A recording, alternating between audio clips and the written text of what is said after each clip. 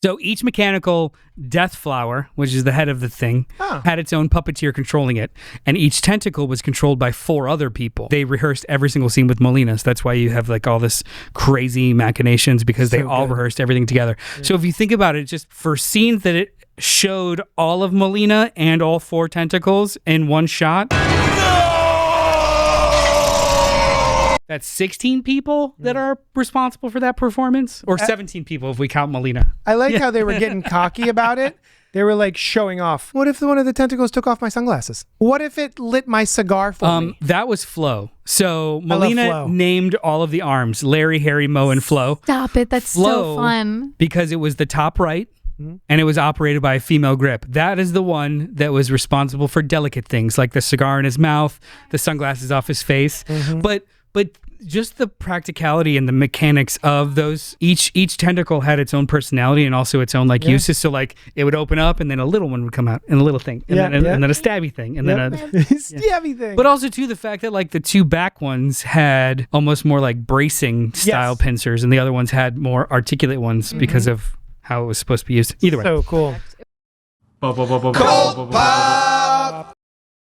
What's up to our sidekicks and henchfolk out there in the mother-loving geek nation? Welcome back, or for the first time, to CultPOP Podcast Live, episode 185. If you're new here, this is a place where we gather to discuss things we love, like movies, television, comics, evil mechanical appendages, and all the other things that scratch that nerdy itch. Tonight, we are broadcasting to you live from Young Junk HQ. Young Junk!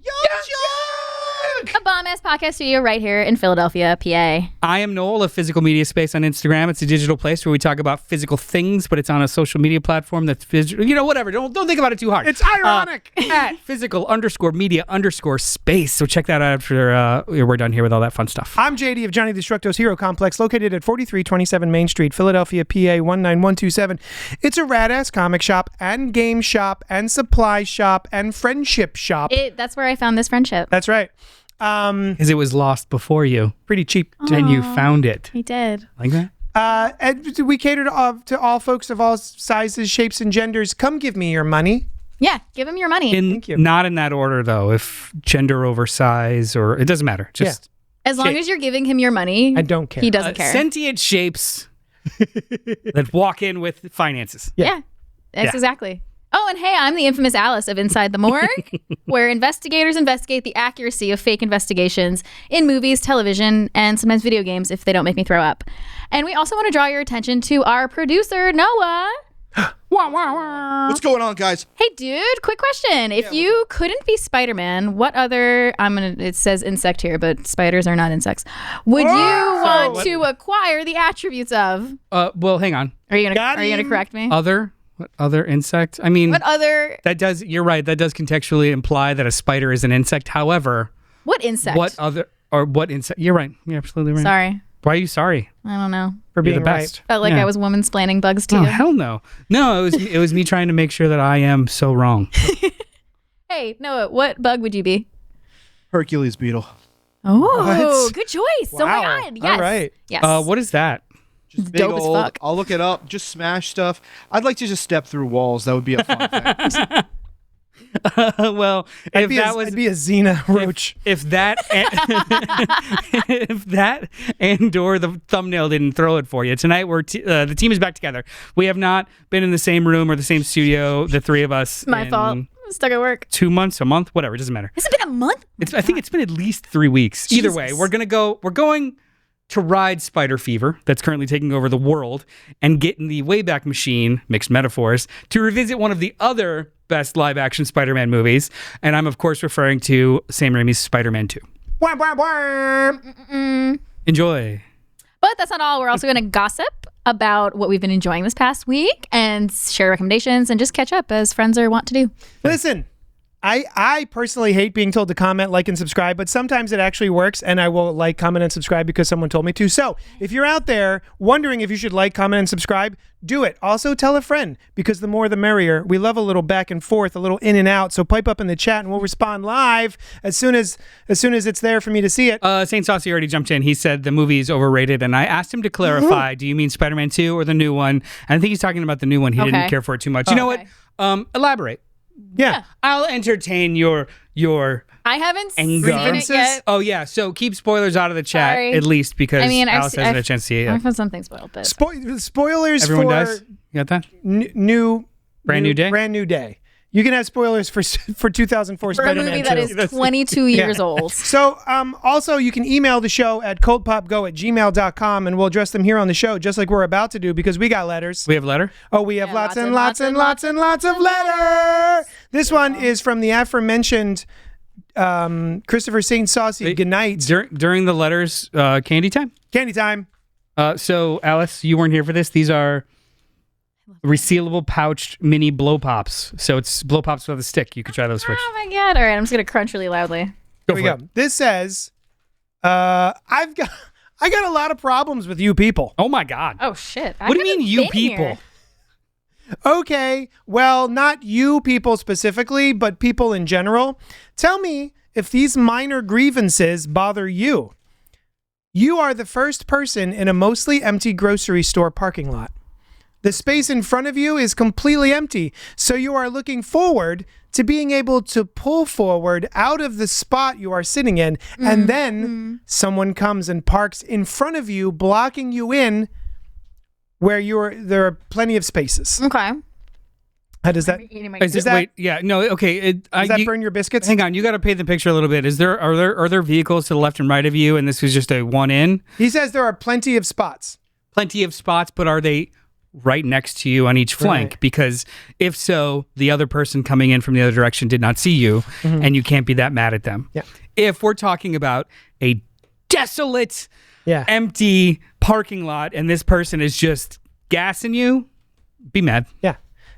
Also, if all the urinals are open, and I'm at a urinal, and then someone comes right to the very next urinal, I get a little uncomfortable. That's fine. fair. I'll stop doing That's that. totally fair. I mean, I like to pee next. I like. Also, I found you got to comfort work on your aim, bro. I find comfort I don't when have there's the right someone. equipment. Just Well, you got to buy the funnel. I do. I actually have that. I do have a just Shiwi. spider webbing everywhere. I do have a Shiwi. It was bought. It was bought for me as a gag, but I use it at concerts when I'm at. Is it like a and I have to use the porta potties. Nice. That's pretty good. like Good idea. putting your thumb on the top of a hose. Yeah, like Amazing Spider-Man 2, where his one web shooter is broken, and he has the thumb so that it goes like that. Anyway, I can't wait till we revisit those movies. I think I'm gonna have a different take. I just rewatched Amazing 2. Let's see. There are people in front of the store asking for donations to some random charity in exchange for a ball cap or whatever. See, I never get a ball cap option. People are just out in front of my shop or down the street in Manayunk just asking us to give them money. When I was in college, they would do that in front of sandwich shops and stuff, but it was to sign up for a credit card. So if it's between dumb enough to ruin my credit at 21 and or donate to Salvation Army to get a hat, I'd rather be pounded by donations personally. Okay. Because the hat you get, you're dumb enough. Does it say you have to Salvation sign up Army? for a hat? I don't fucking. Just in general, swag. I'd rather be suckered into swag by signing up for that than signing up for a line of credit or being on a mailing list for the rest of my fucking life. There are people in Walmart or the department store of your choosing wanting to ask you about your cell phone provider. Oh yeah. Parentheses, no, I'm just trying to shop, get a real job. Wow. That's what he says. Okay. I do. Oh, this one kind of bugs me. I do shake. Do you shake those people down? Are you still nice to people that? I'm generally nice to people. I try. I'm still nice, but I'm curt. Oh yeah. No, thank you though. I appreciate it. You're doing a great job. Leave me alone. And then I'd leave it at that. Yeah. The next one. Walmart asks you to donate to any charity after you swipe your credit card. In case you aren't aware, you aren't actually donating to the charity. You are subsidizing the donation they already made and wrote off when they paid taxes. McDonald's does the same thing. Yeah, I do know that. I think Regal with That their one kinda Stars of bugs Hope me. does that. That bothers me too. Do you want to round up? No, you fucking round up. You're the giant multi-billion-dollar corporation. You round the fuck up. Maybe you want to feel good about the useless liquid-filled poppers candy you bought. Maybe. Speaking of, McDonald's asks you if you are using their mobile app instead of just letting you tell them. McDonald's asks you if you would like anything else after you have finished placing your order. Bro, I told you that's it when I finished. McDonald's asks you to pull forward instead of letting you wait at the window for a very basic ass meal. He's got a lot Is this your Festivus list? That's what he's... Oh my God. Are we airing grievances? Hold on. Festivus? Hold on. The name of this email is Celebrating Festivus Early. Yeah, perfect. What is this? Really What does this mean? He's airing grievances. Have you not? Is that what Festivus is? You either haven't watched Seinfeld, which is fine, but you also must not have lived in monoculture because everyone fucking worships Seinfeld. Oh. I mean, I liked Seinfeld, and I've heard of Festivus for the rest of us. It's But I didn't one of the realize there was traditions an is airing actual- your grievances. I didn't realize that was part of it. All right, so What else are we being fed? so we've got Guppers. That's they're- crazy name. What's the Crazy They're name. liquid filled boba tea. Juicy bursts. Yeah. So here's the I flavors. love a juicy burst. Matcha, vanilla, milk tea, or strawberry. Strawberry. Oh, damn it. I want her to choose. Well, Yeah. You're right. what would you're you right. like first? Strawberry. Because you have I not don't been want- here for Get the a while. strawberry. I don't want strawberry now. What's He's gonna the have. green one? He's gonna have matcha. I was gonna do matcha. No. You want milk tea? I want milk tea. Give me matcha. Vanilla? My wife loves matcha. You want matcha? I want matcha. You guys should just fucking. You know what? He'll try it, baby bird it over into your face. He's got. And Alice was never on the podcast You guys again. are the same fucking person. It, He's got- it sends me so constantly. The message when we were sends us. texting and he It answered. sends us. All right. So I'm going to skip a couple. People who block parking lot or road exits at a stoplight. Oh, yeah, that drives me nuts. Oh, you know what drives me nuts in the same vein? Don't know how to eat this. Yeah, me neither. People, blanket, forgotten how to drive. Great. When somebody is making a left-hand turn, like I'm at a stop sign and someone's making a left-hand turn into the road next to me, you have been instructed from inception to make those turns wide.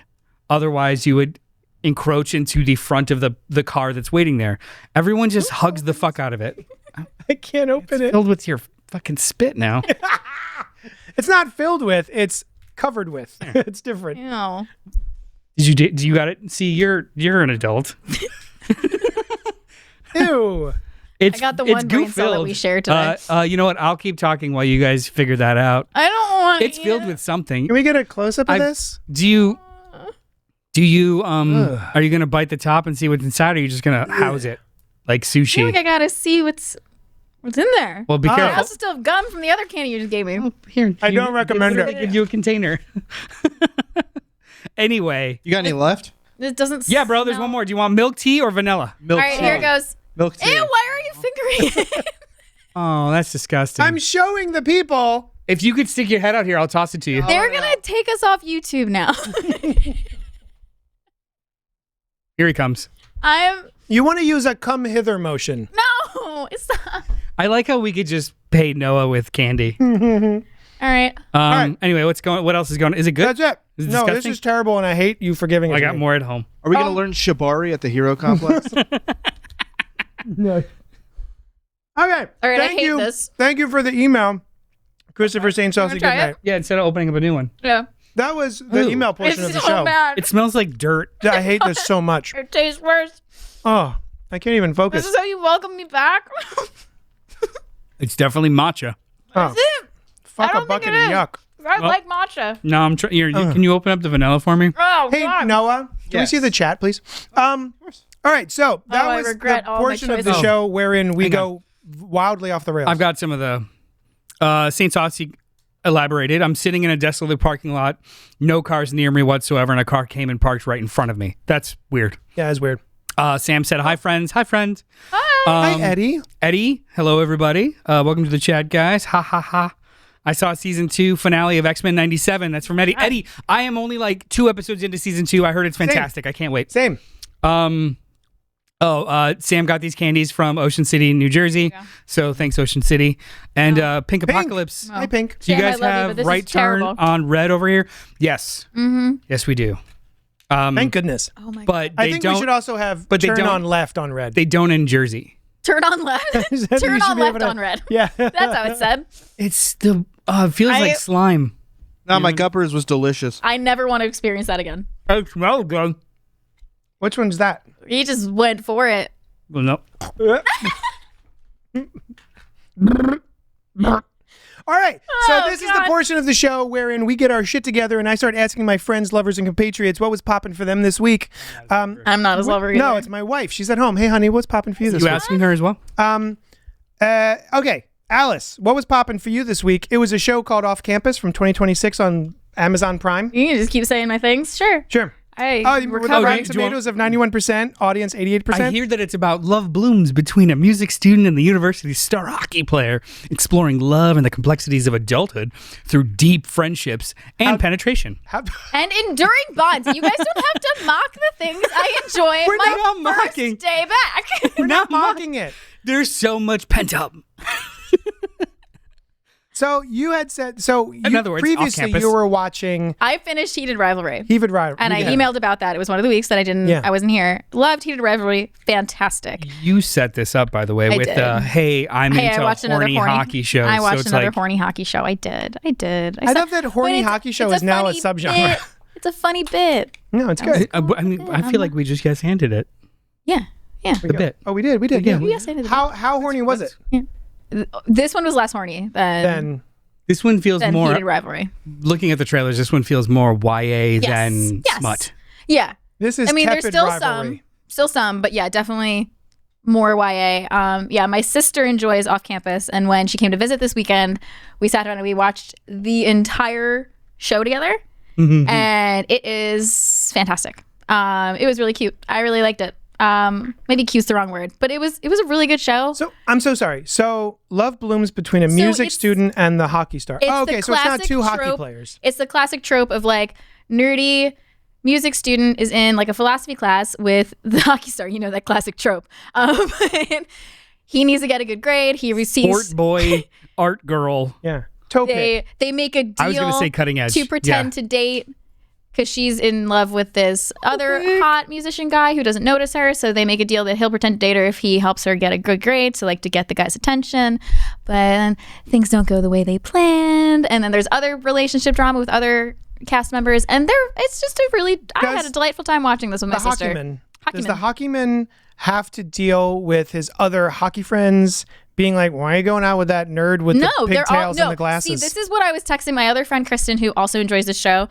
This show, they're all so emotionally intelligent, and they're also emotionally intelligent, and they're all so supportive of each other, and they all love like the nerdy girl, even when they think she's just the tutor, quote unquote nerdy girl. Like they're all still hot. Everybody in the show is so hot. Of course. And but I said to my sister when we finished watching it, like all the guys were supporting each other through like emotional turmoil, and I looked and I was like, I love this show. I wish emotionally intelligent 20-year-old hockey players were real. Oh. But Everybody's so woke now. They're all emotionally mature. no, and I'm sure Kids they're these out there, days. but it was a really cool show. I really enjoyed it, and they handled really difficult topics very well. I think there was some, I won't spoil it, but there's some trigger warnings that are necessary for certain episodes, and like Well, it's a college show. Yeah. I think I know what you're referring to. yeah, and it That shit was happens, man. it was good. It was really fun. It was fun to our- watch with my sister. Oh, hi, Meek. Apparently, our team correspondents in there, our teen correspondents in What the chat. up? Yeah. I believe Eno's in there. Anyway, I don't want to keep chewing gum on the mic. So, JD, Hi, me. what's been up Get with new candy you? now? Am I gonna hate this? What's popping for me is I, for the longest time, have been a comic book reader, still am, but I have withheld from joining other subcultures of geekdom. So like D&D, I don't really participate in that much. World of Warcraft, I don't really do. Magic the Gathering, I don't really do. Until now, because they have done a Spider-Man. They've done a Spider-Man Magic the Gathering, which piqued my interests. And then they did Teenage Mutant Ninja Turtles Magic the Gathering. And now they're doing Marvel Magic the Gathering. One. And so I have been dipping 5 different toes into Magic the Gathering. Whole foot. And it Whole-footed is toes. whole foot. 10 toes down. And it's really fun, you guys. So at the shop, Monday night is game night at the store every Monday at 7 o'clock. And I just got in the Teenage Mutant Ninja Turtles Turtle Team Up box from eBay. I had to buy it on eBay, even though I own a brick and mortar store. That's how difficult it can be to get card games these days. This is a... For those under the age of 82, mortar is the adhesive cement-style mixture in between bricks to make them kind of adhere to each other to create a foundation. Yeah. Go on. And so, for the same children... Teenage Mutant Ninja Turtles is a property from the 80s that was a direct it's a property reference from to Daredevil. Literally every era there is a new Turtles. That's kind of fun. Which is awesome. It's pretty great. So yeah, anyway, this is the first time I've ever seen a co-op game where you each get one deck of cards, so one for each turtle. I was Mikey, of course, because he was always my favorite. And then the four of you co-op to play against... like a stack of different bosses and stuff. So very, very cool. Loved it. And so, yeah, I'm just now getting into Magic. And I don't know if anyone else out there is into Magic, but pipe up in the chat. Our friend of the show, Matt Monagle's into Magic now too, right? Oh, heck yeah. You know what he just sent me the other day? He had also gotten on eBay. There are these things called Secret Lair, which are very limited cards that you can get on the website. I think you can only get them on the website. The drops, yeah, like it's MTG's Secret Lair. I've gotten some like push notifications of them before, and I've almost bought here and there. But I'm tempted to go try and find, because he got the Child's Play one. Yeah, but there's also a Creep Show one. Oh my god, Transformers. Is there a Creep Show too? Well, I mean that's the one that matters. Yeah. So mad about that. I had bought in some Secret Lairs. I bought the It was better than Carrie. the Spider-Man Secret Lairs I've gotten, which are very cool. Pink, so anyway, Pink is making fun of me. Noel's up here Mason-splaining to us. That's good. That's good. Bravo, Pink. Vicious Marshmallow has also been in the chat. X-Men stuff. Do you think Victor Story should be Bobby Drake, Iceman? Is it Connor Story? Sorry, Heated Rivalry, Naked Boy. There's a lot. Connor Story, Iceman. Ooh. Is he too old for that? I think aren't He's they going? 25. Oh, then maybe not. Yeah. Sorry. Also, that question was from someone else, not Vicious Marshmallow. Yeah. Apologies. Can we scroll down just a skosh? I got it here. What was the question? Amazing show. What's up? Um, Do you guys have a right? Mr. Charlie E was the one asking about the action figures and stuff. So anyway, hi Charlie E. I love your love. Yeah. As somebody that willfully will not get into this because I know that it's a rabbit hole I'll probably drown in. I enjoy watching you do it. Thank you. Yeah, I really do. I've been having a lot of fun playing on Monday nights, and every so often a customer will come, and because I bought my first Commander deck, which is a 100-card deck. That was my next question. Can you really quickly, what's the what? Like, these are beginner boxes. Do they include Commander decks? What is a Commander deck? A Commander deck is a 100-card deck. Crash course right now. Which has, like, I have the Doctor Doom Commander deck, so Doctor Doom is the commander of that deck, and he sits separate from the rest of the deck, and you can plop him out and do different things and then send them back, and then it's a whole different mechanic. But what's all in the deck? It's a bunch of like spells and doom bots. Okay. And other creatures and stuff that like. Do you order, like, do you put it in a specific order, or it's just shuffled and that's shuffled? Okay, cool. It's shuffled. What's a booster pack? A booster pack is. Oh, do I have one? Oh, I have one in the turtle. Open the turtle. A booster pack is basically a pack of cards which has usually maybe 12 cards. They look like this. Uh-huh. And you buy one of these, and these are all randomly inserted. So if you're looking for a special card, or you just want to like take your deck of cards that you already have and supplement them and swap things out with better cards, you buy booster packs hoping that you'll get better cards. Very nice. Actually, this reminds me of something. I have a surprise for you guys next week. Next week we're doing Hunger Games 2. Eno's going to join us, and nice. I have something for us all to rip. So yeah. Anyway, love to rip things. I'm not selling anything. I'm just explaining that I really enjoy Magic. But you can order and hope. Yeah. Next, JD's Hero Complex, located at 4327 Main Street, Philadelphia, PA. Next week, I have a box of Hobbit. They're doing Hobbit cards. Oh my Hobbit God. Drop. So yeah. So that's what was popping for me this week. No, yeah. 2 things were popping for you, brother. What were they? I spent a weekend watching a lot of movies that that I've been lot of meaning to movies. get to. Yeah, I've got like 6 movies that I just added in, but I want to talk about 2 today. And I think they run the gamut of just movies. So the first one is The Protector from 1985, directed by James Glickenhaus. No Rotten Tomato score. Wow. Because there are only 4 official reviews. Audience score of 44%. So listen to this description. 2 NYPD cops are sent to Hong Kong to catch a drug lord who has kidnapped the daughter of his former associate. That's This it. is a Jackie Chan movie. Oh, Don't mind me. Here, check it out. whoa. 1985. Look it's how cool he Jackie looks. Chan as a New York cop with Danny Aiello as this was 40 years ago. He already looked 75. Danny Aiello was never a child. Now, I think Danny Aiello was born as Danny Aiello. Like legitimately. Fully formed Danny yeah. Aiello. He Just ripped his way out of his mother. He showed up Ew. he showed up in final form and stayed like that for 45 years. Anyway, here's my letterbox He's review. got a Gatling gun. They never used in the movie. Oh. So, The Protector 1985. A large part of what makes Jackie Chan films entertaining, especially in this era, is his unassuming and or affable nature. His greatest strength as an actor is his unassuming presence. A drunk, a goofball, a straight-edge square, basically a seemingly minor threat. I love that band. A seemingly minor threat, which gets juxtaposed against wild and dangerous things that he can do with his body, which is the entertaining part of it, Yeah. right? What makes this movie difficult to sit through is not the action. That's all well staged and exciting, especially the third act. But what the movie wants me to believe is that Jackie Chan is a top-tier hound dog who flirts and fucks anything that moves. He is inserted as a bad boy alongside Danny Aiello, and it not only doesn't work, but it drags the movie down to a slog of improbability.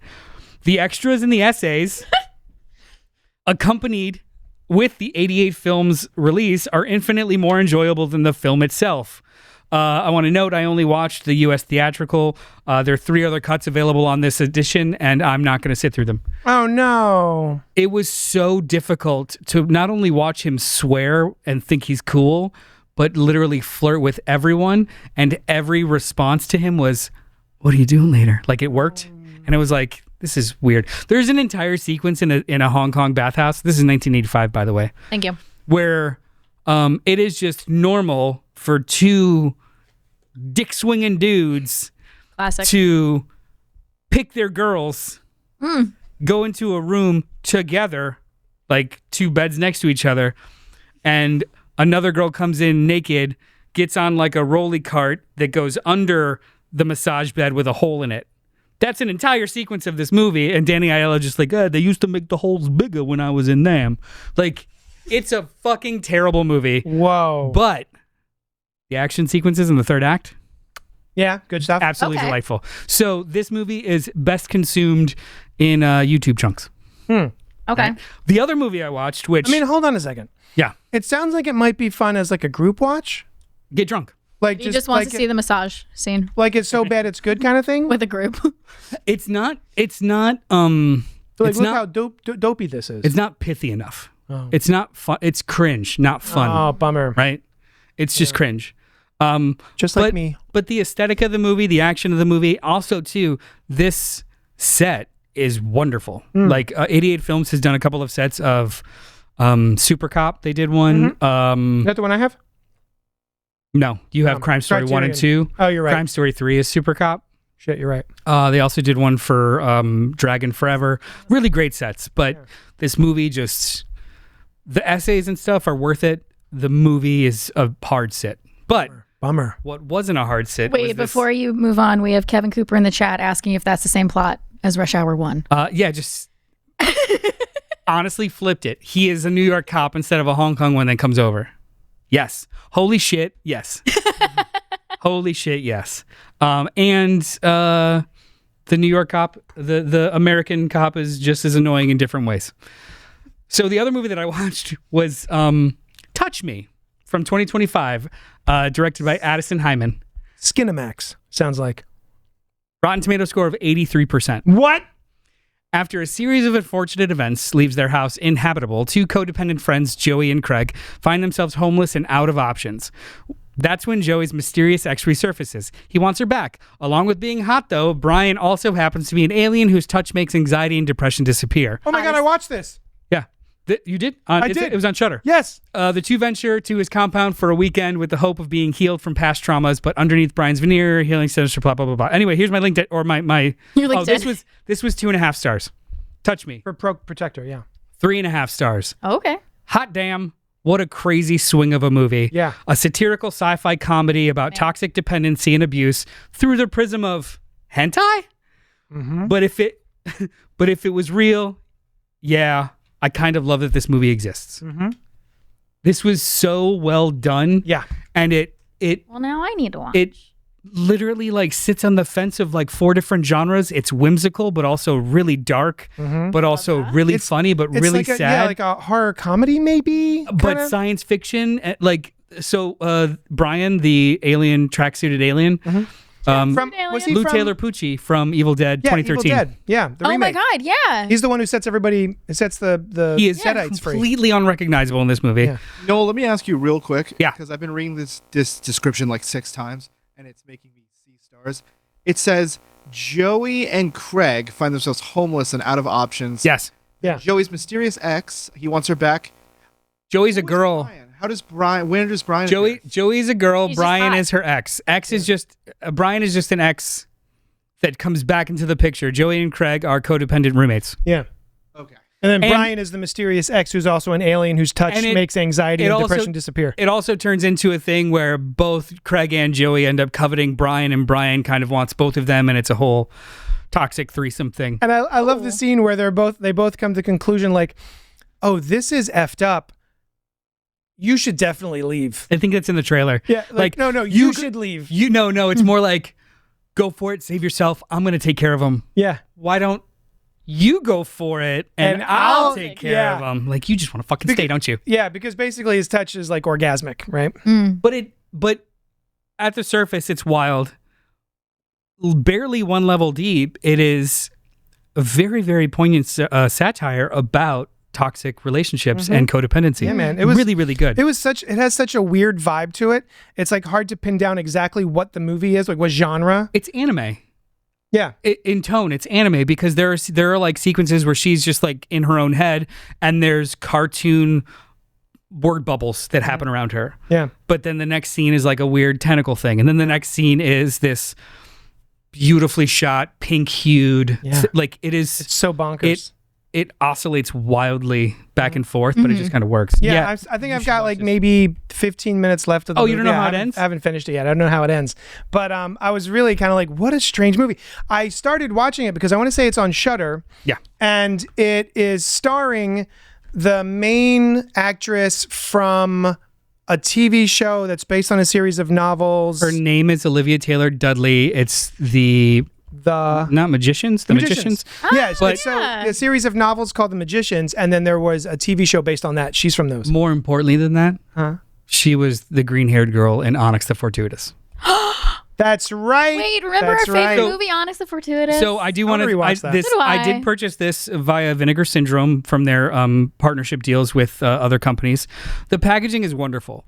Like this is a spot gloss matte finish, thick cardstock slipcover. It's very pretty. The disc itself has 2 different covers that are interchangeable. This is the actual theatrical artwork, and then this is the commissioned artwork. And it comes with a booklet of essays. What So country this is is great. this from? America? No, I mean, no, but I mean, Oh, it's meant to look like they America? literally like the they made it art- look like an anime. They made it look like a anime hentai so fun. thing So fun. because the movie literally makes those jokes. But yeah, this was a wonderful sit, man. This is such a weird movie. Oh, that's so funny. This is of really course fun. you've seen it. God damn it, Noel. I think I was like, I'm watching something Noel's never heard of. I think I've loosely landed on continuing to watch old work, but boycotting anything new when an artist is revealed to be a piece of shit human being. I agree with that. Jackie Chan, Mel Gibson, etc. says Oh, Pink yeah. Apocalypse. Yeah, it's about supporting new more so than old. Like I genuinely want to revisit, and I've got the 4K Lethal Weapon because I think it's basically a modern masterpiece. And I'll do that. But if Lethal Weapon 5, Cradle to the Grave comes out, not gonna bother. I probably won't bother because not only will it probably not be good, I just don't care to support it. My Mel Gibson. I'm not even asking other people to not support it. I just don't want to. Is Payback. I love Payback. The Renegade cut is the best cut. Oh, I haven't seen the Renegade cut. Yeah, that's where he's an actual asshole the whole time. Oh, I gotta see that. Test audiences didn't like the movie that the Parker character was mean to everybody, so they kind of gave it a little bit of softer. Oh, I gotta watch that. Yeah. Anyway. That's awesome. That's so funny. That's everything. All right, did we do it? We did it. We did it. That's what was popping for us this week. Let's move on to our main review, which is Spider-Man 2 from 2004, written by Alvin Sargent, story by Alfred Goff, Miles Millar, and Michael Chabon, directed by Sam Raimi, starring Tobey Maguire, Kirsten Dunst, James Franco, Alfred Molina, and Rosemary Harris. Rotten Tomatoes has it at a 93%. Audience score. What? 82%.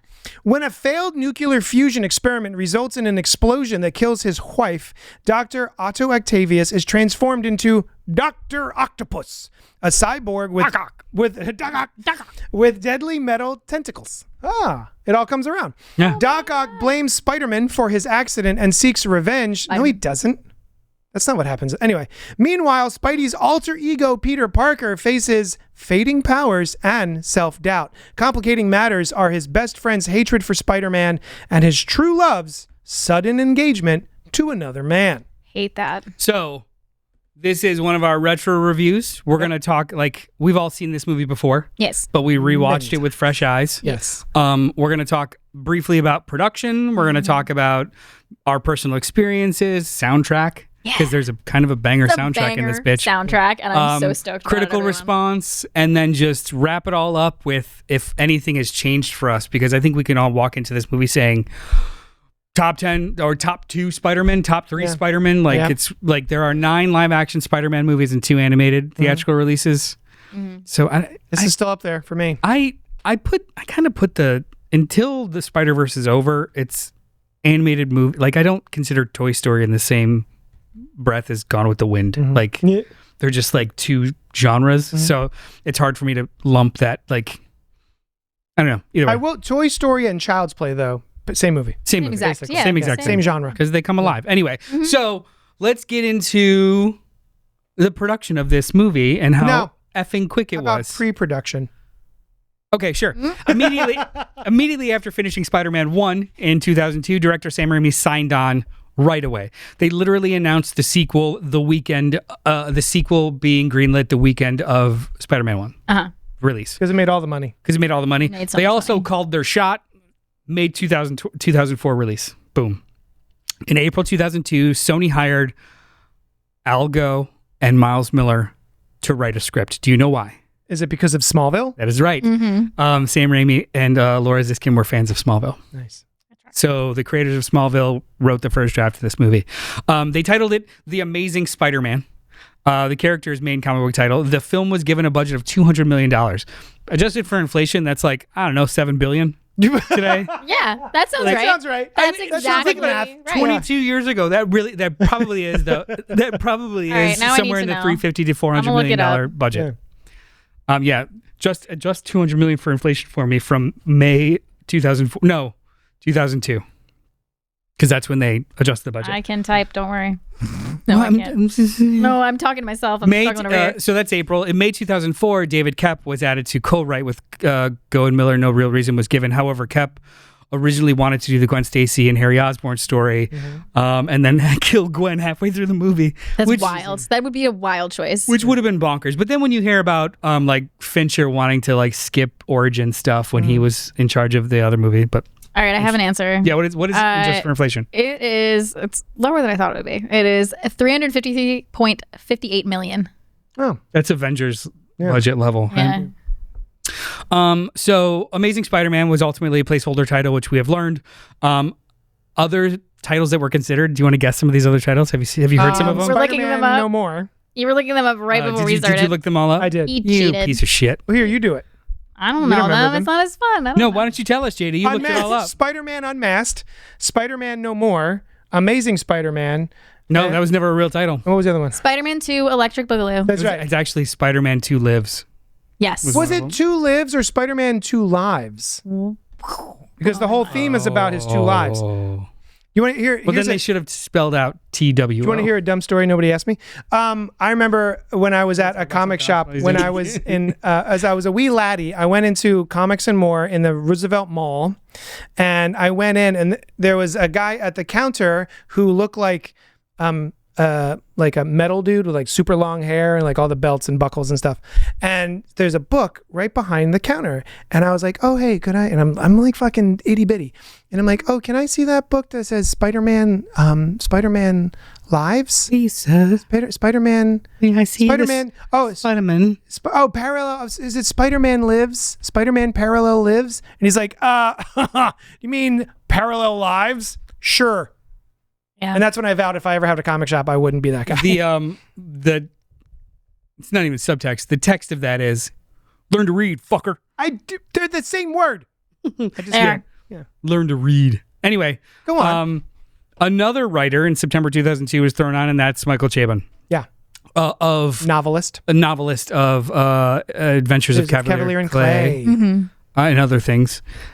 His draft was actually kind of weird. It included a younger Doc Ock who was infatuated with Mary Jane, and his mechanical limbs used endorphins to counteract the pain of being attached to his body. But then Doc Ock gets addicted to it. And when he's injured by 2 muggers on a date, that horrifies Mary Jane, and they battle with Spider-Man. His tentacles get fused to his body, and the fusion begins to kill him. Whoa. In the script, Octavius is the creator of the genetically altered spider from the first film. And he gives Peter an antidote to remove his powers. This means when Octavius is dying with his tentacles, he wants to extract Spider-Man's spine to save himself. Whoa. So it becomes kind of like almost like a codex kind of thing, like in Superman. Yeah. Wow. It keeps going. This leads to an alliance with Harry, which is a detail they did keep in the finished film. Beforehand, Harry and the Daily Bugle put a $10 million price on Spider-Man's head, causing the city's citizens to turn against him. Chabon turned his script in, and Sony was like, nah, fam. Just at all. So Raimi, knowing that production was coming close, he sifted through all of these scripts and literally picked out his favorite pieces, his favorite beats, and then hired Alvin Sargent to put it together into a cogent screenplay. All right. So that's why there's story credits and then a different writer altogether. Usually when you get like story by blah, blah, blah, they're still one of the co-writers. This was like a weird thing where arbitration didn't give any of them the words, just the story credits, which is, a thing. So, Raimi said that he took inspiration from Superman 2 for the story of Peter giving up his responsibilities, and then also Spider-Man No Way Home. Although the story takes place, some partial influence from Doc Ock's debut in 1963, which was If This Be My Destiny. The story was mostly inspired by Spider-Man No More. So finally, February 2003, a little under a year and a half before the movie's supposed to come out, several actors are considered for Doc Ock. Some include... I don't know. Guesses? All I'm thinking right now is in February 2003. That's when Daredevil came out. That's all I'm thinking of right now. Sorry. You were brought back to life. I was Nice, brought back to nice. life by that movie, which I still think is fantastic, and I will not be taking questions. The director's cut or Any Both. All of it. Although the Some director's cut actors- does have Coolio. It does, and that's what makes it exponentially Anyway, better. who are the other actors for Doc Ock? Christopher Walken, What? Shut up. Oh, hell yeah. Chris Cooper. No. Okay. From I'll keep American Beauty? Yeah. Oh, Oh going. shit. The neighbor, the neighbor. Yeah. the gay neighbor, the gay Nazi neighbor. Okay, Nazi. Okay, yeah. Ganazzi. And Ed Harris. Wow. Oh, Wow. Ed Okay. Harris would have been interesting. Yeah. Obviously, Alfred Molina finally actually got the Alfred plots. Molina's perfect for him. During all this, shooting actually was already happening during this. Oh. So like they were shooting some stuff before casting was complete in order to get the time or to make their date. But most of that shooting was like plate shots and set locations and stuff for previs. They did a lot of shooting in Chicago at the Loop. Are you guys familiar with the Loop? No. It is a elevated train system that literally is just a loop around 3 neighborhoods inside of downtown Chicago. Oh shit! Okay, so you cool. literally could just jump on the loop and get to the next side of the city. Oh, cool. It's just a big loop that continually moves Does in it the middle. dead end? No, Okay. because Like in this movie? no, not at all. Which What if we just stopped? What if we just ended here? geographically that doesn't exist in New York either, Okay. but hey, whatever. So April 2003, filming was originally slated for January 2003, but delayed to April due to Maguire injuring himself on what movie set? Well, actually, it was a pre-existing, but then he re-injured it on Seabiscuit, right? I was gonna go Bsky. Right, where he had red hair and had sex with a horse. I believe so. Yeah. Yeah, I think Did that's. he? I think that's A the plot of that movie. Seabiscuit is the sex act. Yeah, When you Seabiscuit a horse, yeah. When you is how that works. Yeah. when you I have genuinely don't know if you're proclivities to sea biscuiting, or you get a sea biscuit, that's Yeah. having sex with a horse. Oh my god. So, I don't even Mr. know. Charlie's in the chat saying, wasn't Punisher and Wolverine supposed to be in this film as a cameo, and Stark Industries was supposed to be mentioned? I've not seen any. Of I have those not rumors, seen but that. you know what? Sure, I'll say yeah. why not? You know what? Probably. Who owned the rights at that time? No idea. Yeah, maybe not. Probably not. Who knows? I'm sure they threw everything at the wall. Oh yeah. Yeah. So filming started in April because he injured himself. Filming was put on hold again for about 8 weeks to build Doc Ock's pier layer, Oh, okay. which ended up being a fully practical 60-foot by 120-foot long set with 40 feet high quarter scale miniature that was also Whoa. built in the final as it collapses in. Yeah. So the impetus of that was that first scene of him in his lab with the giant window. Mhm. They wanted a second lab scene that looked like an in the middle of an explosion version of that. Yeah, it does. So it's that pier becomes Yeah. kind of like the fractured, like his mind fractured version of that. That's cool. Yeah, like that much thought was put into this. I thought it was pretty cool. That's awesome. They also developed the Spider Cam system. Are you familiar with the Spider Cam system? Is the Spider Cam system the one where they attach a camera on a giant like zip line, and that's how you get those super awesome what would you call that? Downward arcs through traffic. Yeah, so like it's So cool. It's basically a giant zip line / pulley system where a camera can be dropped like up to 500 feet and then span 25 to 3,000 feet to just get one continuous take. And not only is it still used today, but most sporting events have adopted it. So when you're no watching fun. football Yeah. and you see those like panning shots from across the top of Yep. the field, those are wow. that's the Spider Cam system. Same with Thank you for looking at me when you were talking about football. because I know that he's a piece of shit. Yeah, I'm like, what's a football? When we go to Phillies games, they now between home plate and third base, they have Do they? pulley systems. So like when you're watching Dope. TV, you get these like weird Yeah. these weird like dolly shots that are above high. Those are like just pulley systems Yeah. with cameras on them. All started with Spider-Man. So you know what? If Thank you, Spider-Man. if you hate nerds but love sports, you get to watch excellent angles in your sporting events Because of nerds. fucking Take nerds. that, jocks. Yeah, take that, jocks. The corset, spine, and rubber tentacles of Doc Ock's costume all weighed more than. A pound. You're right, but we're playing closest to the pin. Ah, I see. More than 10 pounds. 50. She's closer. Whoa. I'm definitely way off still, Noah, how many pounds did the whole rig weigh? Oh, a bunch of A bunch buttload. of pounds. So many So pounds, you all guys. pounds. Oh, I so don't many know. pounds. How so much does many. a dog weigh? Like It depends on the dog. Yeah. pounds? What kind of dog? German Shepherd. Okay, so let's say the average German Shepherd, 50 pounds, Sure. That's, yeah, sure. 45, 50 pounds. 50? It's a lot of pounds. That's what it says 50. It was roughly 2 German Shepherds. Okay. 100 pounds. 100 There you pounds. go. Wow. We got there. I was From so now close. on, Uh, German Shepherds is a metric that we will use. We will Okay. use anything is- but the it is metric a- system. yeah. More it than is- 2 German Shepherds. Yeah, it's roughly 3 German Shepherds. That means 300. Yeah, gotcha. 300? Well, no, it's not. No, Roughly 3. It's 150. No, it's 100. Oh, sorry, 150. 150. How big Nah. are these German Shepherds? They're just getting bigger. Fucking Godzilla Shepherds. You're eating German Shepherds. Anyway, so each mechanical death flower, which is the head of the thing, Oh. had its own puppeteer controlling it, and each tentacle was controlled by 4 other people who reheated they rehearsed every single scene with Molina. So that's why you have like all this crazy machinations because they all rehearsed everything together. Yeah. So if you think about it, just basic logistics for scenes that it showed all of Molina and all 4 tentacles in one shot. That's 16 people that are responsible for that performance. Mm-hmm. Which is like wild. Or 17 people if we count Molina. I like how they were getting cocky about it. They were like showing off. What if one of the tentacles took off my sunglasses? Oh yeah. What if it lit my cigar for me? That was Flo. So Molina named all of the arms: Larry, Harry, Mo, and Flo. Stop it! That's Flo, so fun. Because it was the top right. And it was operated by a female grip. That is the one that was responsible for delicate things like the cigar in his mouth, the sunglasses off his face.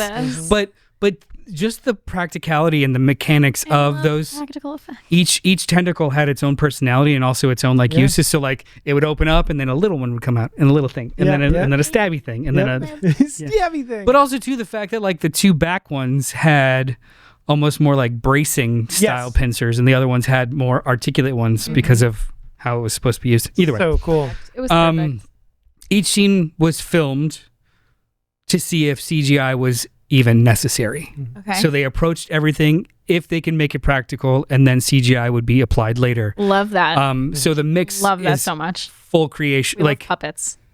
There's only like 1 or 2 full creations in this of him, but even that's not completely true because in most of those he is holding a real person that they have like superimposed in. So there's no like pure digital 2 things touching each other. It is like maybe full digital him, but actually Kristen Stewart Kirsten Dunst. Twilight? Anybody? Oh my god! Doing that and like being tagged along. Are you an adrenaline junkie now? Like a new moon. Spider Monkey and Spidey Man. Spider-Man and Spider Monkey. Spider-Man. Filming completely wrapped, which is reshoots in February 2004. Movie was coming out like 3 months later, but all of those effect sequences were already like in the can or almost done because they started filming 2 years prior. So in December 2003, the first teaser trailer for Spider-Man 2 was released with screenings of what big movie came out in 2003? Daredevil. I just talked about it. December 2000. Bigger for the world than for you. Star Wars. No. Dang it. Bigger for the world than for me. That's a lot of things. No. You are the world. Aw, thanks. But it's not Daredevil. It's not Daredevil. It's not Daredevil. What came out in 2003 that was bigger for the world? Was there a Harry Potter that came out that year? You're in the right vein. No, that didn't come out in December. You're in the right genre. We're walking to Mount Doom. Oh, Lord of the Rings. Which one? 2003? Return of the King. Yep. Yeah, it's the last one. Yeah, Return of the King. A second trailer was released in 2004 shown during what very popular reality television series? No idea. Love Island. That's not 2004. 2000. When was that? When was Love Island? Not 22 years ago. Wasn't it? Oh, I'm thinking Temptation Island. Big Brother? Big Brother? Close. Real World. More of a competition show. Survivor.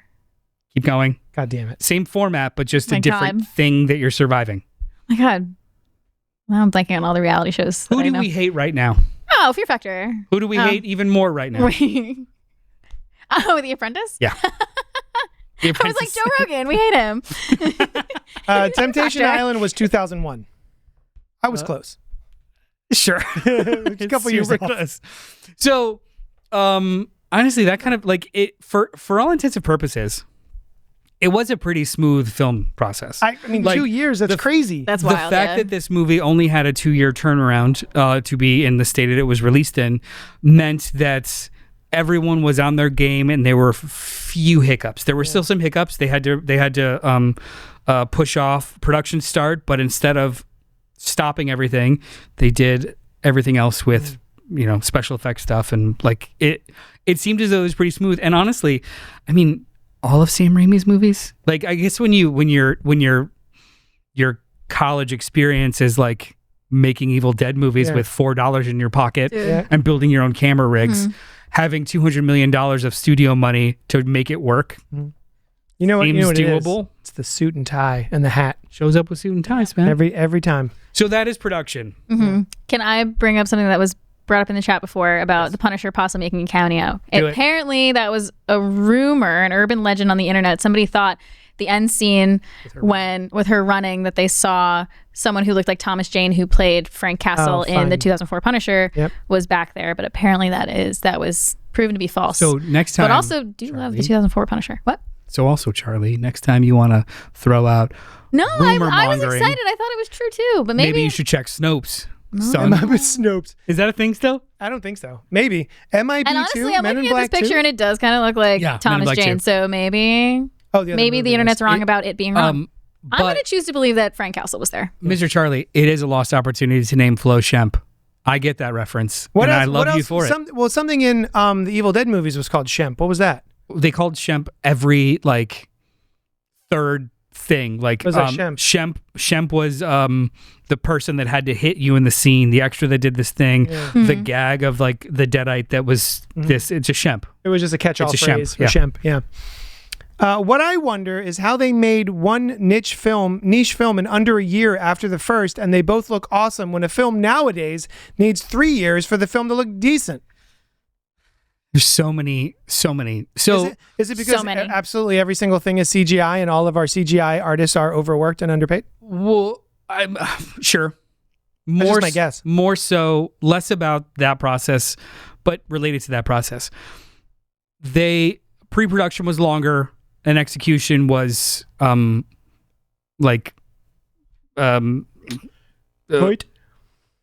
concentrated. Yeah. And post-production was a little shorter because it would happen concurrently with production. Now, production starts and is faster, and they just fix things in post, and they add things, and they recreate the experience after all the things are shot, and then have to go back and reshoot. It's more about fixing it afterwards and less about prepping it beforehand, just holistically. I love Sam Raimi. Dude, the Sam Raimi. I really do. Yeah. Sam Raimi of this movie was just the Sam Raimi of it all. It was so good. Since I was 12, he's been my favorite director, and I don't think he's been topped. Yeah, Christopher Nolan's great. Yeah, Spielberg's perfect. Sam Raimi's just the dude. He's the guy. So he's the guy. It's funny because Sam Raimi's been your favorite since you were 12. He's been one of my favorites since I was 9, but because of Spider-Man. Whoa. I did not know about Evil Dead until I got much older. And now going back and watching Spider-Man 2, I'm like, oh my God. Like I was saying before, the one scene when we're in the POV of the tentacles, I'm like, oh my God, this is like the Deadite going through the woods. Like I was like, oh my God, and the chainsaws and Bruce Campbell, and I'm like, this. It so feels good. It's so validating as a viewer when you start to notice visual themes that are carried over in different genres and different aspects. So even in the first movie, his transformation sequence, the animated screaming face and skulls and stuff, that was directly ripped from Darkman. Yeah. 5 years prior. Yeah. Love that shit. There's one scene that I'm sorry, I'll let you No. go. I'm done. My section's done, so we'll move on to you guys after. The coffee shop scene after the car crashes through, and then they stand up and they hear him stepping in the distance really loudly, and it just zooms in closer to them and jolts closer. They're like, what is that jolt? And I'm like, oh, this is so good. This is a horror movie. And even I think that's my favorite. I'm always glued directly to MJ in that scene because she's reacting. She's trying to find out. She's look, every time there's a zoom, she's looking somewhere else a little bit. Cool. What makes that work even more is the fact that we get to see the car land. Yes. And then they stay in the shot. So it's this intense sequence, all CG of them twirling, but then we see the car finish flipping and then falling, and then they jump into frame, which allows that cut to be even more believable because It's they're so placed. The scene, the shot places them explicitly in the aftermath, and you're able to hone in on it, as opposed to another director might actually cut to it hitting the wall, cut to them getting off the ground, cut to their faces, and but no, he frames the fuck out of it and then just tighter. It was so good. I love this movie. That and the surgery scene. So good. I've got. Tell me about the soundtrack. Tell me about the release. Sorry. You do soundtrack. Oh my god. Okay, I'm so excited to talk about the soundtrack. Let's just go through some of the bangers that were on the soundtrack. Yeah, totally forgot Vindicated was in this until the credits started rolling, and I lost my fucking mind. I confessed at the dashboard. Sorry. I confessed at the dashboard. Yeah. So let's go through the soundtrack. So Vindicated by Dashboard Confessional. Ordinary by Train. Did You by Hoobastank. Hold On by Jet. Gifts and Curses, Yellow Card. Woman, Maroon 5. This Photo is Proof, Taking Back Sunday. Long Island staple, by the way. Shout out to my hometown. Taking Back Sunday is one of those bands where like, oh, I absolutely know they exist, and I know I've heard songs. Yeah. A lot of them. I like Taking Back Sunday. Can't name one. Yep, same. You definitely could. I know I've heard them. I've probably even seen them live. You probably have. They've probably been to my home. But I bought Mr. Sunday a drink. I bought him a drink, and we hung out. It's really offensive you're not a fan of my band. I'm a fan of you. I'm in the band. You just didn't even notice. I didn't even know. Because I don't see beyond the talent of the music. Or color. Or faces. Yeah. I'm face blind. Face blind. I didn't know. I can't tell you guys out of a crowd unless you talk. Even then. It's like you sound a little My voice a little high. Yeah. When I lost my voice a few weeks ago, no, I had no idea who it was. I was like, don't touch me, stranger. All right, we have Give It Up Midtown, Lucky You by Lost Prophets, Who I Am, Smile Empty Soul, The Night That the Lights Went Out in NYC, the Ataris. The Ataris. Yeah. Hell yeah. There's a lot of like by Anna. proto emo in this. Wow. And or then post emo in this. There's a lot of emo in this, guys. Yeah. As the resident emo. Hell yeah. Someone to Die For by Jimmy Necco and featuring Brian May. And then there's two Danny Elfman, Spidey Suite and the Doc Ock Suite. Mm-hmm. And I listened to the soundtrack at work today because of course I did. I didn't realize in the UK version of the soundtrack, Switchfoot's hit single Meant to Live is featured between track 12 and 13. Now, what's the real band name? Because Switchfoot's fake. What? That's a fake name. Switchfoot.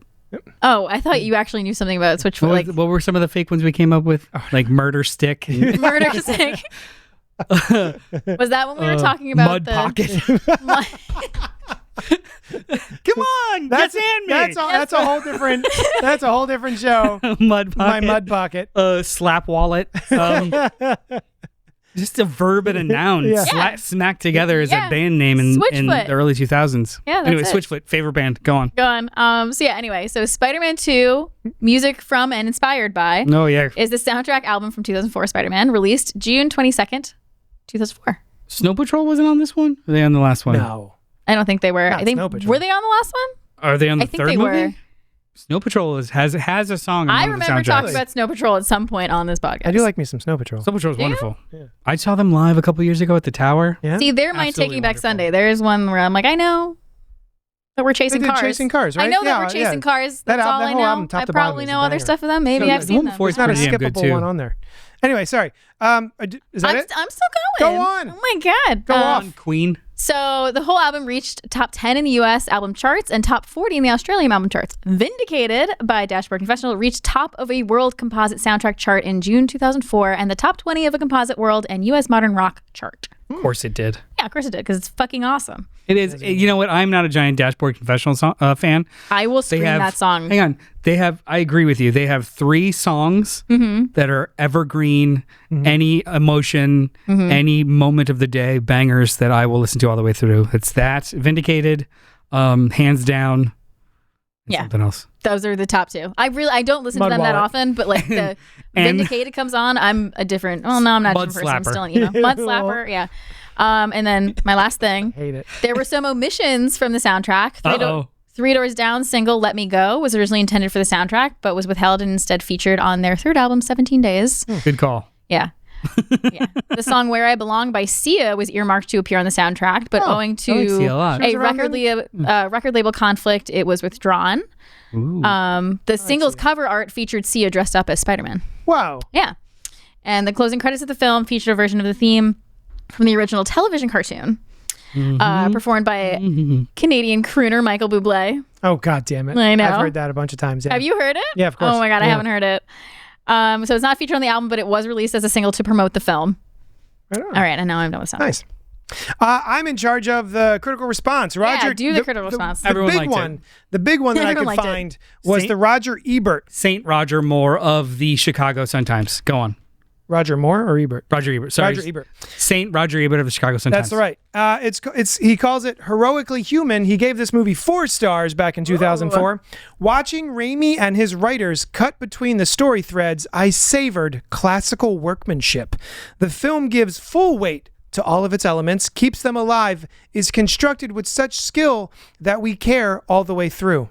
In a lesser movie from this genre, we usually perk up for the action scenes, but wade grimly through the dialogue. Here, both stay alive, and the dialogue is more about emotion, love, and values, less about long-winded explanations of the inexplicable. It's kind of neat that Spider-Man never does find out why his web-throwing ability sometimes fails him.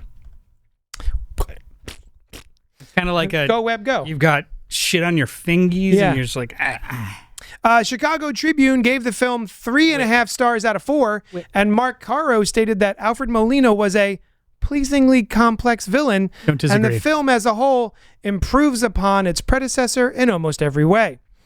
William Arnold of the Seattle Post-Intelligencer gave it a positive review, saying, "Forget Raising Helen and The Notebook. This is the movie summer's most touching young audience romance. Young romance. Audience. I fucked that up. This is the movie summer's most touching young romance. There it is. Doc Ock grabs this film with his quartet of sinisterly serpentine mechanical arms and refuses to let go. I couldn't really find any bad reviews. Everyone This is seems to love Because this there movie. shouldn't be any. It's a 93% Rotten Tomato score. You'd have to really dig Yeah. for reviews that are less than 2 to 3 stars. The Legacy in 2022, Rolling Stone ranked Spider-Man 2 as the second best superhero film of all time, Under? behind Black Panther. Oh. Rotten Tomatoes ranks it at a number 15 on a list of top 100 superhero films and ranked it 31st on its list of essential 2000s movies. Yeah. This film was placed 411th on Empire Magazine's top 500 movies Of all time. of all time. Let's see. Writing for The Independent in 2019, Al Horner believed the film to be the definitive superhero movie that laid the blueprint for the entire modern superhero genre. I agree with that. So yeah, man. And then awards.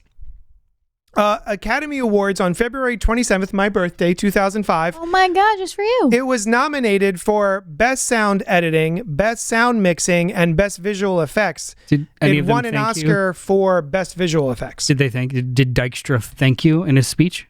He did. Because of my birthday. Dykstra, world-class renowned special effects artist, worked on the Star Wars movies, Yep. did all his Johns. Yeah. American Film Institute Awards got Movie of the Year, and the BMI Film and TV Awards won for Danny Elfman for the BMI Film Music Award. It's British, doesn't count. Anyway. Oh. Shots Also, fired. did you know that an extended cut of the film entitled Spider-Man 2.1 was released on DVD on April 17th, 2007? The cut included 8 minutes of new footage with new special features not included in the original release, as well as a sneak preview of the then upcoming Spider-Man 3. I bought this. Oh, I have these movies on every format, but on both digital and disc of the 4K for Spider-Man 2 and 3, they have the 2.1 and the editor's cut, which is so fucking weird. What's the editor's cut? Or no, Spider-Man 3, the editor's cut. Weird. Like why they would attribute. I think it's because it's not Sam Raimi approved, but whatever. Also, I feel like I really, really have to mention Spider-Man 2, the video game. Oh, yes, you do. God damn it. I had the Spider-Man 2 video. The Spider-Man 1 video game was fine. Side scroller, right? No.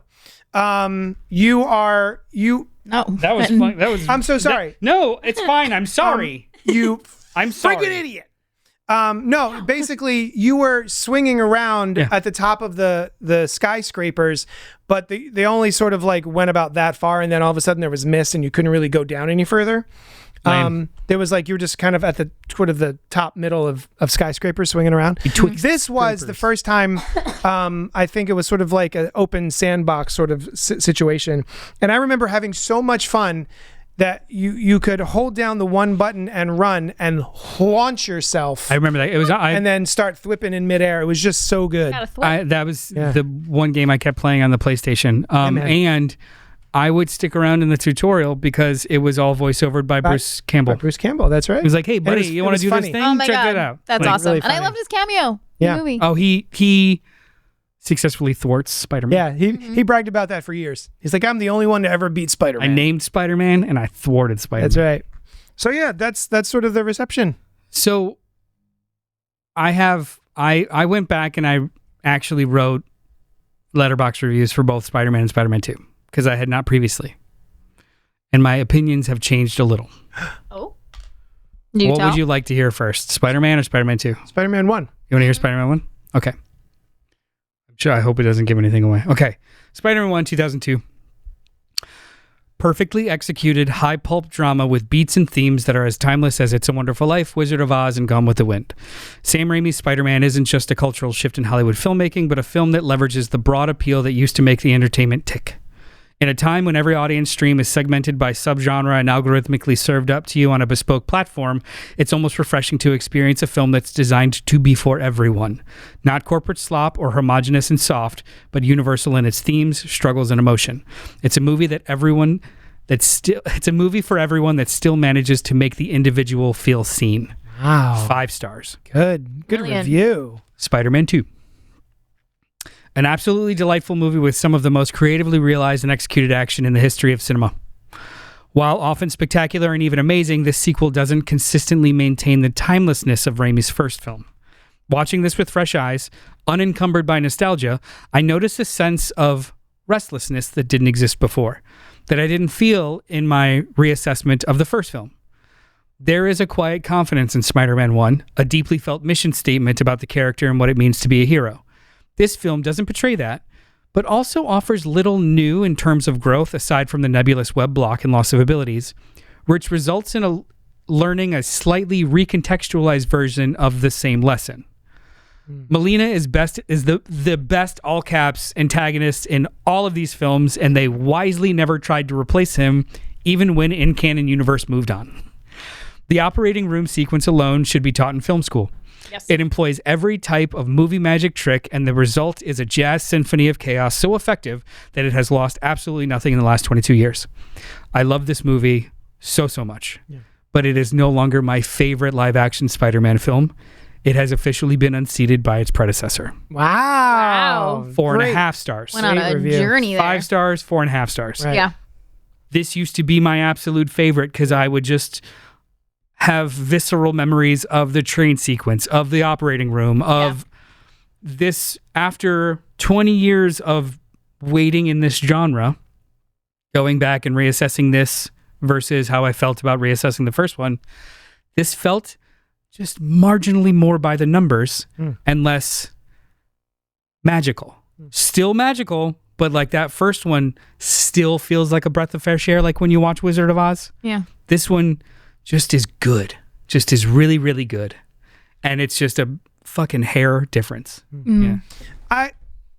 This one is still my favorite of the Raimis. This one is still peak to me. But I also had a sort of different experience watching this past week than I have at any other time.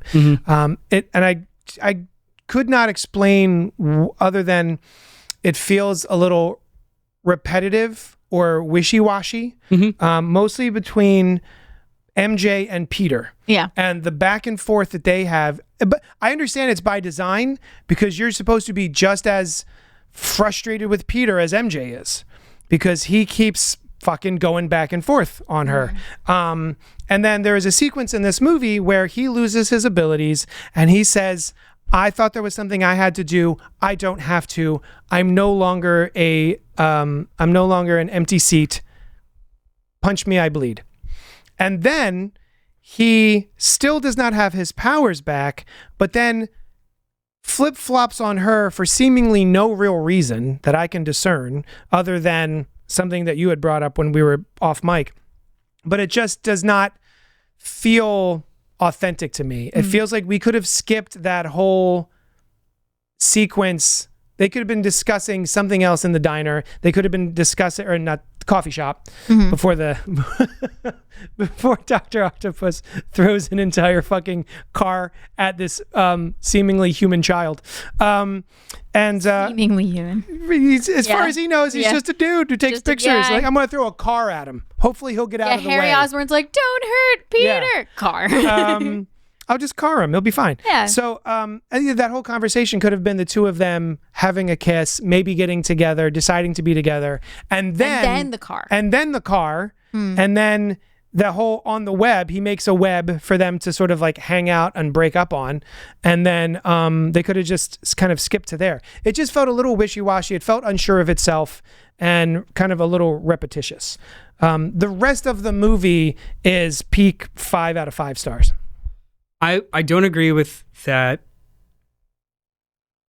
Frankly, you're an asshole. No, I don't. Get out of the studio now. You're would've, could've. I don't agree with it only because I wouldn't change what they talk about in the diner or in the coffee shop, because that's a sequence that is explicitly for Mary Jane. She has the control and autonomy in that. She calls him on his bullshit. That's true. That's for her, Yeah. not for him. Yeah. He makes the point. choice to, so I wouldn't change that. Yeah. If anything, I would change some of the wishy-washiness before that. He does make, I do like that he makes the choice to, even not knowing, that's like the hero thing, even not knowing if his stuff is completely back, he still feels a responsibility to go Run back into to that buildings, life. burning Well, buildings. yeah, Kind you had of. to save the little girl. So you didn't save the person on the fourth so floor. it didn't feel it felt repetitive. Yeah. It felt redundant, Yeah. but it didn't feel wishy-washy for me. Okay. And then I got my mojo back was, to me, it was just like a giant adrenaline surge of his spidey sense, just like flipped him out of it. Yeah. Yeah. No, she's in danger, Yeah. and he just breaks through it by his own sort of willpower. Basically. Right? Yeah. Yeah, that doesn't he had bother the me. yips, like we were saying. He had the yips. Him getting over his yips is totally fine. That's not my problem. It's just that whole little. But I love the conversation that she has, Yeah. and I love where she's like, "Kiss me," and he's like, Yeah, she calls him on "What?" bullshit. Yeah. That I love too, yeah. She's like, "I just want to see something," especially since the scene right before that is She her had kissing her John upside down and being Upside like, down. "Eh, And he's like, I'm on the moon. "Are you up there with me?" Nah, I think It's fine. I think I'm too, in a back alley with Spider-Man. that does speak to why this dropped a half star for me, because there are some of the sequences, some of the character dynamics are just repetitions of character beats in the first movie. Yeah.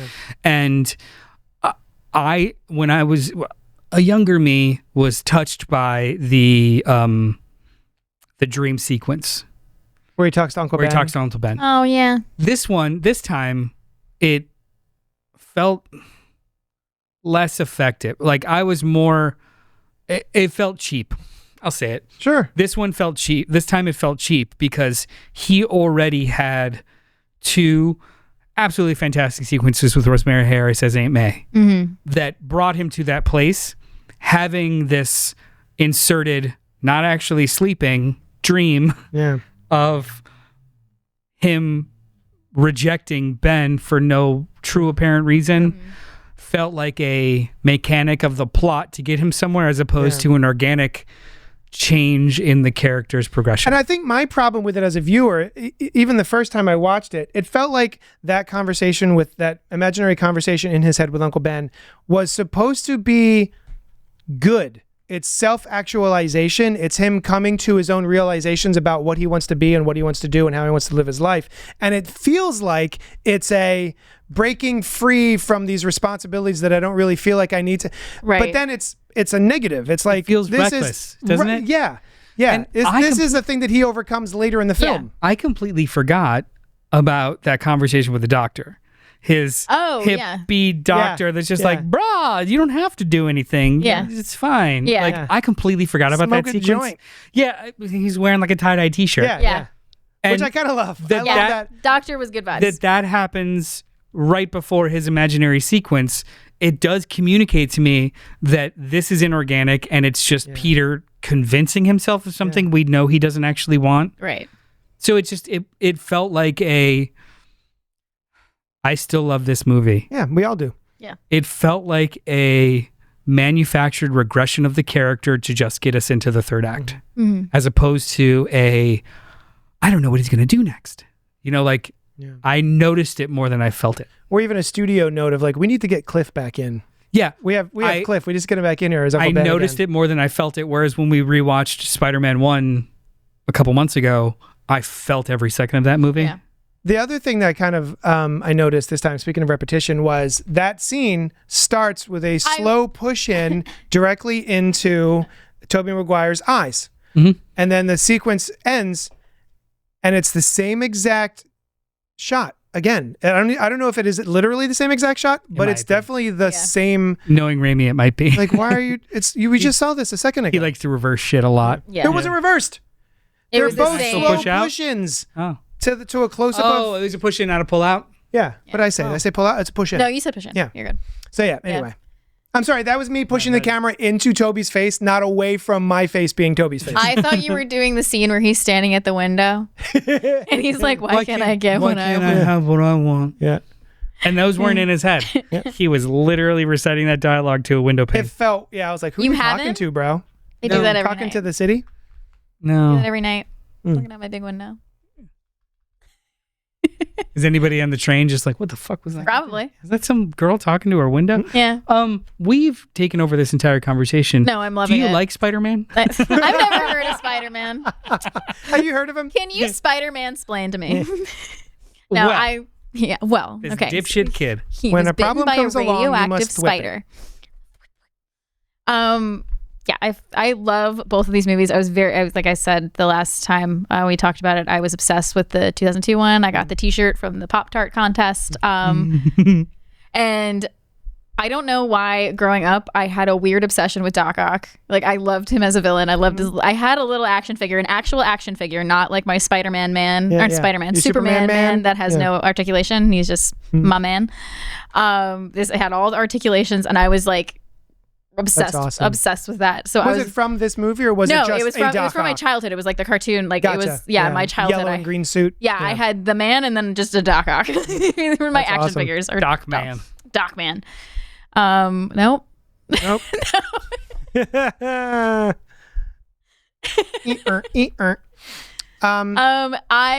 So I really love this movie. Even rewatching it, I was like, God, I forgot how much I love this movie. The operating room scene, I was losing my fucking mind. It's so good.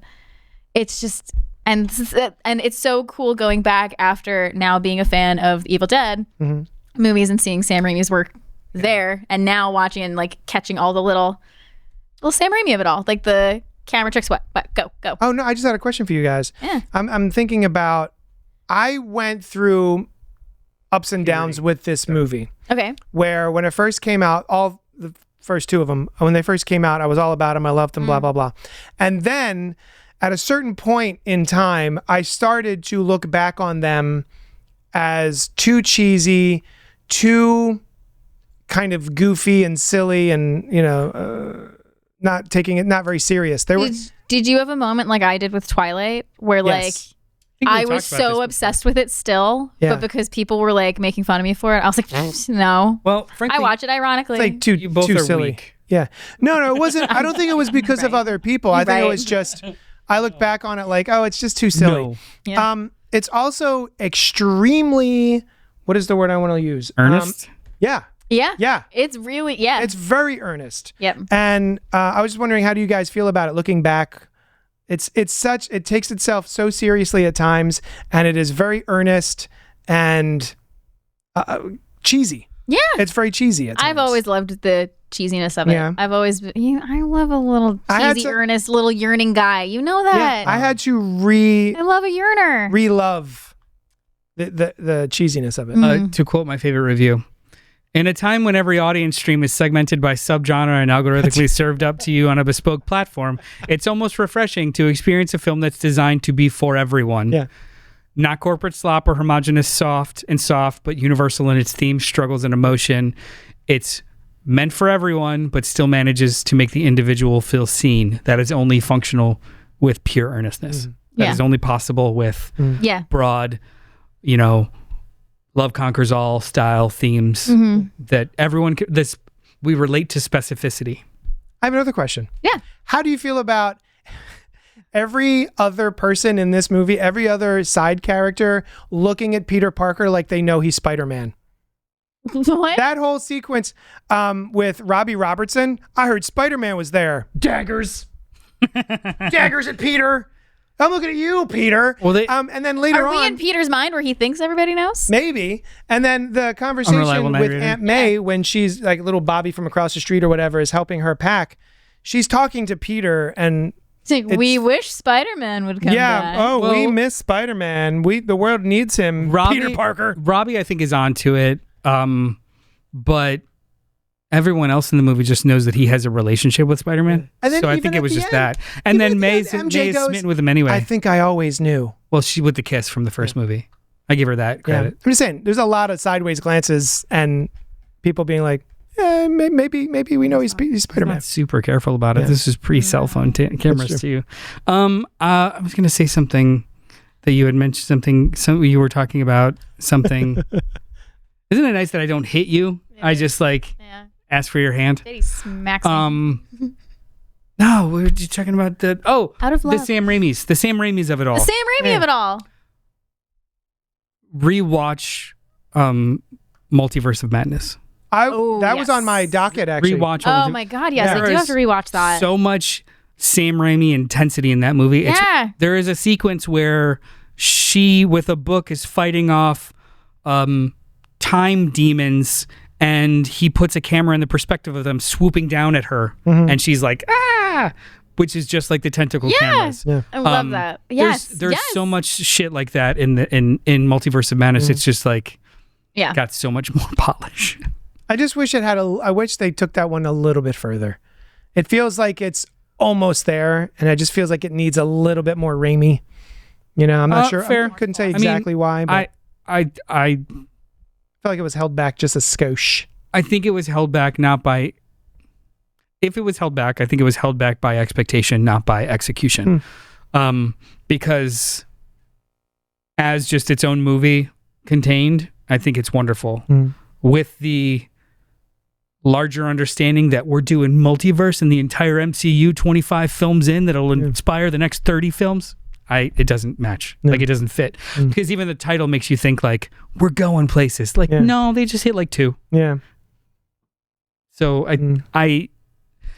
I'm sorry. I'll stand for that movie every day of the week because we got dream possession of a zombie deadite with a cape made of souls. Yeah, man. Yeah, gnarly as hell. Bonkers as fuck. 10 stars. Yeah, 10 stars. And then you did 2 Letterboxd reviews to give it 5 stars twice. And basically, and then gives a wildly earnest pep talk with half a face.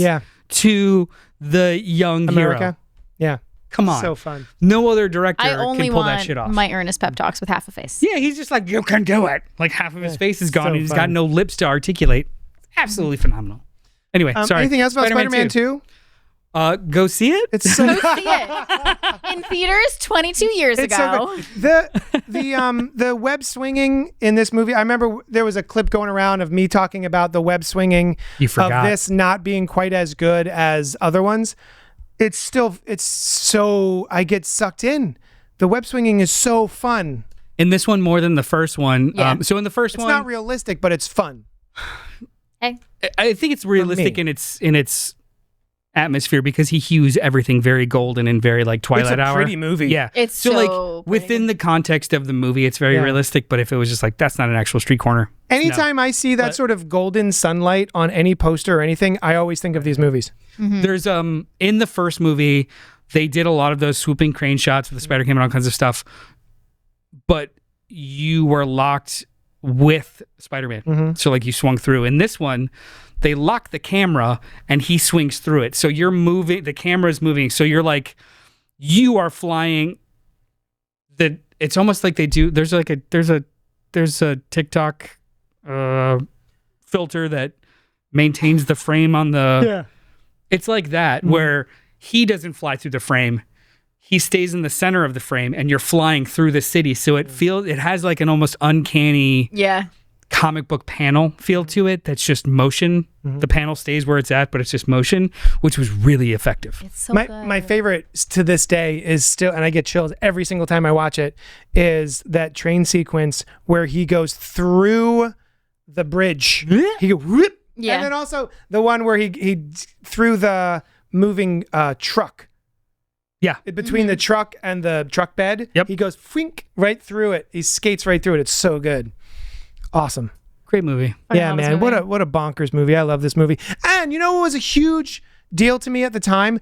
I did not expect this at all, was the fact that Harry finds out. Yeah, at the end, he just... Multiple people find out that Peter is Spider-Man in this movie. And I was flabbergasted at the time. Yeah. There was a visceral applause. So the way that they reveal it, like he's having a conversation with Doc Ock and then he turns around and she's been watching the whole conversation and sees him with his mask off. Yeah.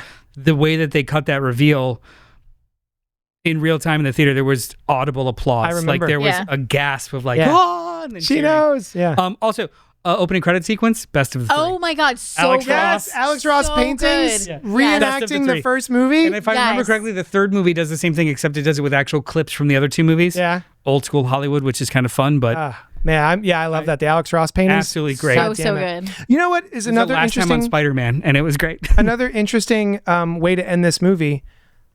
MJ's frown. I wouldn't call it a frown.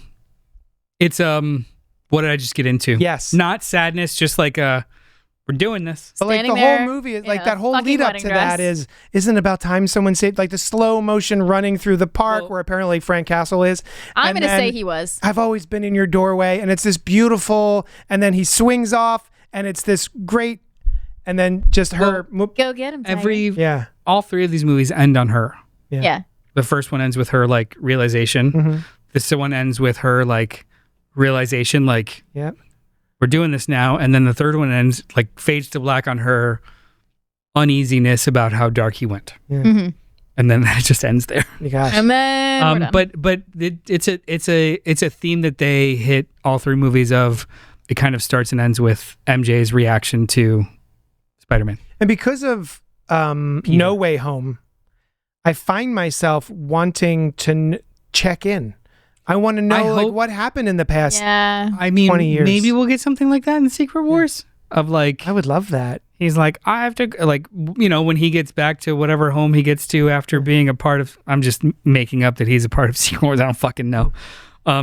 Maybe they back up a money truck to Tobey Maguire's house and he gets like 2 scenes with other characters.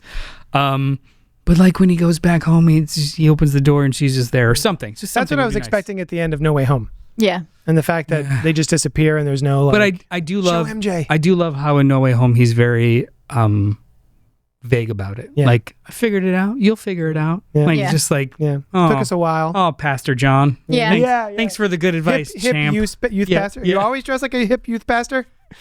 Kinda. All right. Anyway, God, we could talk forever about Spider-Man 2. It's a great movie. Loved Yes. it. Hey, go see it, guys. Yeah, go see If it. you get a chance, Yeah. maybe. What's next week? Do we know? Next week, we have a guest. Oh, Our teen correspondent is joining us for Wowzers. one of his favorite films and one of your favorite films. Yes. Catching Fire. That's right. Hunger Games 2 Catching Hunger Hunger Games awesome. 2. It's just Hunger Games Catching Fire. I think it's just Hunger Games Catching Fire. Hunger Games Catching Fire. Mad Max Saga. It is Katniss, a Mad Max or Katniss, a Hunger Games Furiosa. saga. yeah. Hunger The Games Return, Saga. Catching Fire. That's a deep cut. Electric from Boogaloo, that, Part 1. Like a year ago, 2 years ago. I also have some like fun stuff for us next week. But yeah, we're gonna revisit. I think I've seen Catching Fire. I think. I'm hoping you like this one better. It's I sure should hope I like it better. I know. Yeah. I know. I want. It's I what's actively his- want to like what's this his movie face? more. People were Directed- mad at you online. I don't care. I thought it Who was was boring. mad? People were mad. at you? Someone was underneath it. It was Oh. like being a dickhead. Well, okay, so it wasn't my response. It's Francis to, Lawrence directs the movies from Who's here on great. out, so I know you like It it. wasn't my response to not liking this movie that much that people freaked out about. Is when I compared it to Twilight that That's people it. freaked the fuck out. Yes, that's what I'm talking about. Yeah. It was mad. And in the clip, I literally say I preferred the experience of watching the movie Twilight 1 versus the movie Hunger Games 1, not the fucking books. That sounds too much like nuance. Everyone was complaining that like the books are infinitely better. I didn't read the fucking books. I wasn't talking about the books. You know why? I was talking about the movies. You know why you had a better experience watching Twilight? Because you? I was over there. That's I was true. over. I was hanging out with you and Sam and the but cats. also, like, Twilight. We had a great time. I think Twilight knew what it was, and it swung for the fence. Yeah. Instead of a home run, it was a double. I think. I don't know. There were some home runs in that baseball scene. I think the first Hunger Games movie swung for the fence and got walked. Like, it was just fine. It wasn't bad. It was mostly boring. I would love to enjoy. It was all world building and some really stupid choices. Rocks. Yeah. Spider-Man 2, go watch it. Spider-Man 2, go watch it, and watch Catching Fire, Hunger Games 2. For next week. Any opportunity to shit on Hunger Games, I'll take. No. I'm so again, Eno. I'm taking Eno to go see. Camp Miasma. No, there's a horse and everybody's inside of it. Seabiscuit. Odyssey. We're gonna go see Odyssey Horse. Monday morning as part of his birthday gift. Nice. Monday morning in IMAX. Hell yeah. He's gonna spend the night with us. Sunday night, maybe we'll watch Hunger Games Fire. Yeah. Catch that fire. Sunday night. Yeah. Word up, Home Skillet. Anyway. All right. Thank you so much for hanging out with us. Thanks. And we'll talk at you later. Bye. CultPOP.